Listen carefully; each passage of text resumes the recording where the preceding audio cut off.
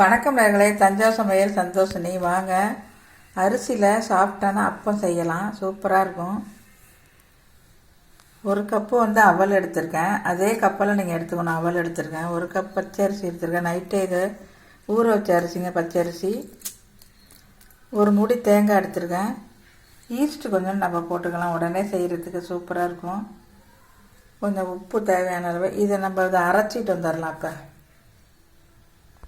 நம்ம இப்போ ஈஸ்ட்டு கொஞ்சோண்டு ஊற வச்சுருந்தாங்க 1 மணி நேரம். அதையும் இதில் கொஞ்சோண்டு கலந்துருக்கேன், 1 ஸ்பூனு. இப்போ எண்ணெயை காய வச்சு ஊற்றிக்கலாங்க. வாங்க, நல்லா எண்ணெய் காஞ்சிட்டு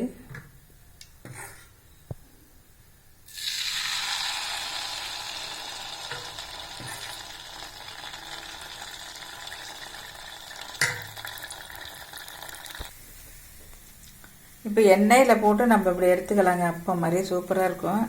இப்போ நம்ம இதை தோசைக்கல்லில் போட்டு கூட சின்ன சின்னதாக, எண்ணெய் அதிகமாக வேணான்னா இப்படி நம்ம சுட்டு எடுத்துக்கலாங்க. சூப்பராக இருக்கும். தக்காளி சட்னி இதுக்கு நல்லாயிருக்கும். சூப்பராக இருக்குது பாருங்க, டேஸ்டியாக இருக்குங்க.